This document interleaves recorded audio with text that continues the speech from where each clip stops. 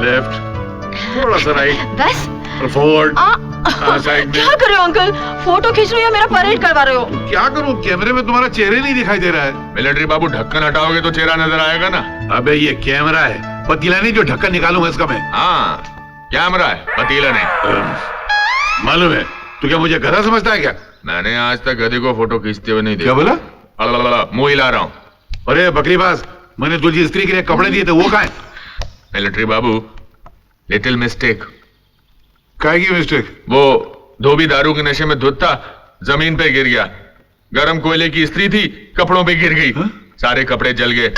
बड़ी मुश्किल से एक कॉलर बचा कर लाया हूँ। इसके नीचे की नाइट ड्रेस सिलवा लेना। नमस्ते।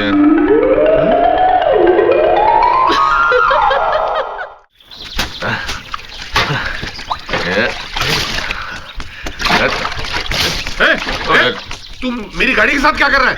मेरे कपड़ों की तरह इसका भी जनाजा निकालेगा क्या? धो रहा हूँ, साफ कर रहा हूँ, क्लीनिंग। अरे तेरा सत्यानाश, तो दूसरा कहाँ है? खाना खाने गया, लंच। अबे दोनों दिन भर खाना ही खाते रहते हो क्या? तुम्हारी तरह आराम का थोड़ा खाते हैं। क्या बोला? मुंह हिला रहा था। मुंह हिलाना बंद कर और हाथ पैर चलाना शुरू कर, गधा। अरे सॉरी। क्या बता? सॉरी, क्या बता इसका? सॉरी बोला ना। सॉरी बोला ना। अरे तू मेरी गाड़ी को झाड़ू से साफ कर रहा है? अरे झाड़ू से साफ कर रहा हूँ, तलवार थोड़ा चला रहा हूँ। अरे तेरी तो क्या कर रहा है? नकली है। अच्छा,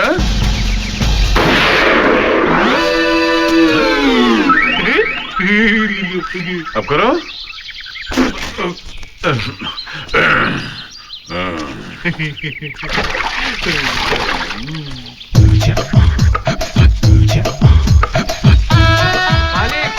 मालिक, उस तेरी काफिर जवानी ये दो मालिक। जोश में ये आई गरीब हुई। भिखारी 2 दिनों से भूखा है। अरे क्या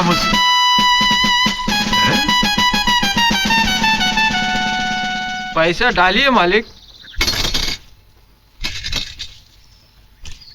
लगता है आपका मुझसे बुरा हाल है। इससे ज्यादा तो मैं भिखारियों को दे देता हूँ। ये कपड़े कहाँ से मिले तुझको? ये तो इस बंगले के मालिक ने दिए हैं। भगवान उन्हें कपड़े की मिल का मालिक बना दे। इसका कॉलर किधर है? इसका कॉलर तो उन्होंने निकाल लिया। कह रहे थे घर में कोई शहरी कुत्ता आया है। कुत्ता? हाँ, उसके गले में पट्टा डालना है। वो देखो मालिक आ गए। ये मालिक है। मालिक, आप क्यों नर्वस आ गए? ये आपसे बड़ा दानी नहीं है। नहीं, ये देखिए 10 पैसा दिया भिखारी ने। मालिक? इनको बुला रही है। कौन है?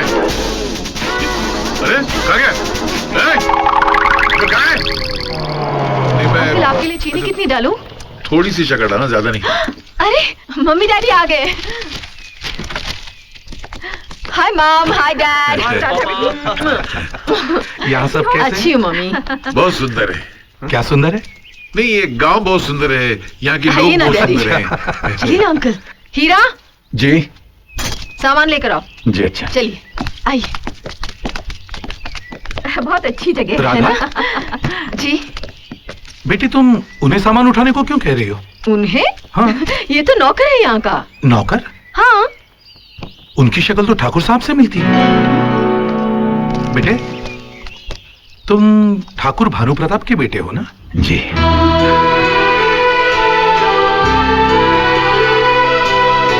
ये सामान तुम क्यों उठा रहे हो? रखो, मैं उठाता हूँ। अरे नहीं, आप हमारे मेहमान हैं, आपकी सेवा करना हमारा कर्तव्य है। बेटा, ये तो तुम्हारा बड़प्पन है, मगर मुझे अच्छा नहीं लगता। तुम ये सामान उठाओ। लाओ, तुम घर में जाओ और कल के फंक्शन की तैयारी करो। फंक्शन? हाँ, कल तुम्हारी बहन से मेरे बेटे की मंगनी हो रही है।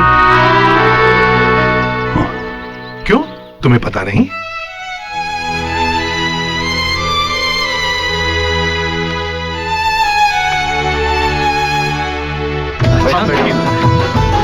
ये हमारे जी।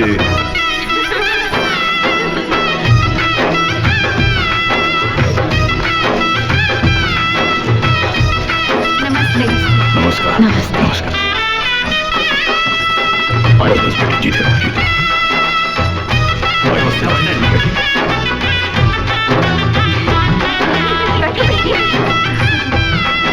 तो समधी जी, जैसा आप कहें, पंडित जी आए हुए, इनसे कोई तिथि निकलवा ले। हाँ हाँ पंडित जी, बोलिए, कौन से दिन का मुहूर्त निकला है? ठाकुर साहब, विवाह के लिए 10 तारीख का मुहूर्त निकला है। लेकिन विदाई के लिए 10 और 11 दोनों तिथियां कष्टकारक हैं।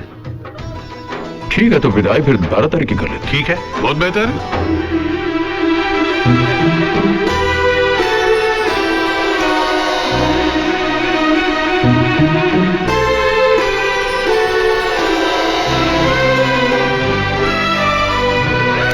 दादाजी, आई लव यू दादाजी। अली अटो सुनो। को हीरा जी कहाँ है? पता नहीं, छोटे काका दादाजी के सामने नहीं आते। क्यों? हाँ?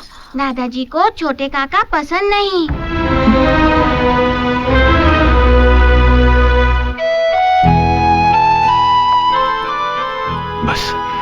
बस माँ, बस एक और आकर तुम्हारे बाबूजी ने अचानक तुम्हारी बहन की मंगनी तय की है। मुझे पता नहीं था बेटे कि तुम्हें मालूम नहीं। मालूम होता भी तो क्या कर लेता माँ। इतना तो मैं जानता ही हूं कि इस घर में मेरी हैसियत एक नौकर की है, और नौकरों को हर एक बात थोड़ी ना बताई जाती। माँ, अगर पुनर्जन्म होता है तो मैं फिर से तुम्हारा और बाबूजी का बेटा बनना चाहूंगा। जो इस जन्म में नहीं मिला, शायद उस जन्म में मिल जाए।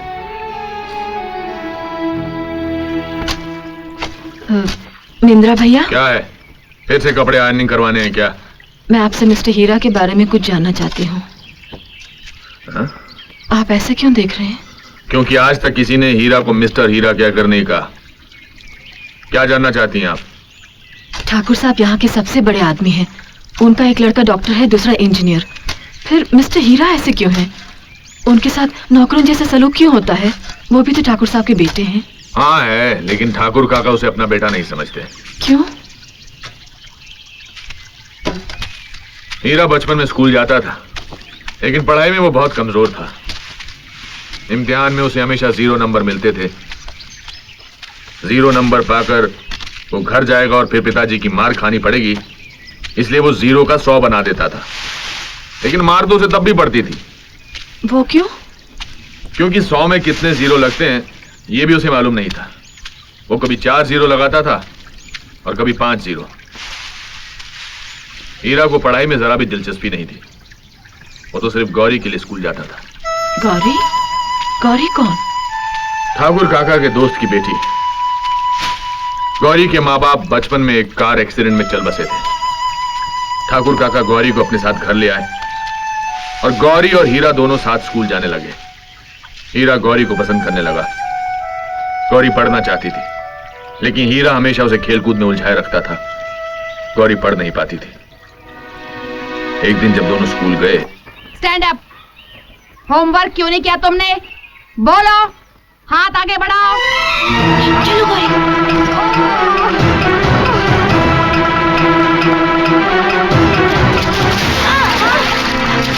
हीरा उठो, उठो। किताबों के साथ हीरा की पढ़ाई लिखाई भी पानी में बह गई। जिस स्कूल में गौरी ने मार खाई थी, उस स्कूल से हीरा को नफरत हो गई। उस दिन से उसने स्कूल की तरफ पलट कर भी नहीं देखा। हीरा के साथ रहकर गौरी की पढ़ाई खराब हो जाएगी, ये सोचकर ठाकुर काका ने गौरी को पढ़ने के लिए शहर के हॉस्टल में भेज दिया। हीरा और गौरी अलग हो गए, अलग अलग बड़े हुए। हीरा हमेशा उदास रहता था, मगर एक खुशी थी। गौरी हर शनिवार शहर से आती थी। शनिवार और इतवार ये 2 दिन हीरा के दिल को खुशियों से भर देती थी।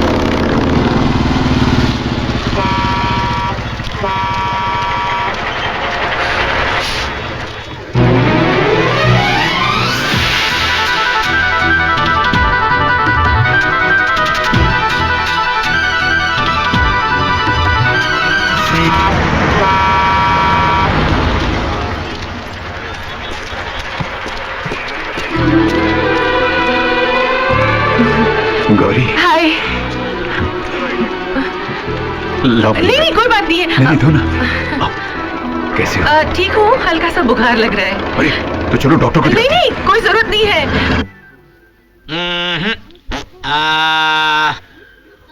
दिखाओ। डॉक्टर साहब। क्या क्या क्या क्या? यहाँ है।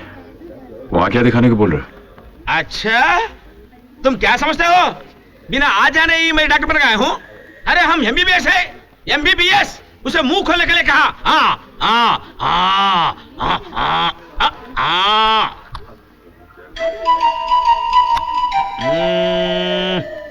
हल्का सा बुखार है, मैं इंजेक्शन दे देता हूँ। अरे नहीं डॉक्टर साहब, देखिए इंजेक्शन मत दीजिएगा, गोलियां दे दीजिए। इंजेक्शन देने से बहुत दर्द होगा। अरे छोटा सा इंजेक्शन है, दर्द नहीं होगा। आजकल बच्चे ले लेते हैं। नहीं साहब प्लीज मेरी बात सुनिए। देखिए इंजेक्शन मत दीजिए, इससे बहुत दर्द होगा। Okay, you give injection, you give tablets, you give medicine. I go. Doctor साहब एक डॉक्टर मैं हूँ या तुम? नहीं डॉक्टर साहब तो आप ही हैं, लेकिन ऐसा करते हैं आप मुझे इंजेक्शन दे दीजिए, मैं देखता हूँ मुझे दर्द होता है। ऐसा करिए मैडम, आज तुम तो गेट आउट। हीरा बाहर जाओ। अरे गौरी तुम्हें प्लीज बाहर जाओ। चलो जाओ ऐसे, जाओ जाओ ऐसे। हाँ जा रहे। गोली देना, गोली। देखा, इंजेक्शन दे दिया उसे। हल्का सा बुखार है, इंजेक्शन दे दिया उसे। अरे कितना दर्द हो रहा होगा। ठीक हो जाएगा, जाओ। देखो दर्द हो रहा है ना। तुम गाड़ी में बैठो, मैं भी आता हूँ। तुम कहाँ जा रहे हो? पूछने जा रहा हूँ, फिर कब आना है?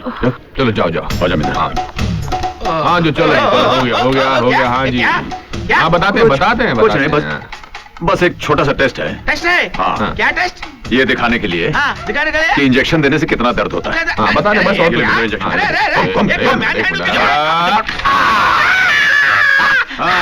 अब पता चला दर्द क्या होता है। हर बात पे इंजेक्शन देने के लिए तैयार हो जाता है। डॉक्टर 8 नंबर के पेशेंट को इंजेक्शन दे दूं? No injection, only tablets. खाक में मिला रहा है हमारी इज्जत को ये।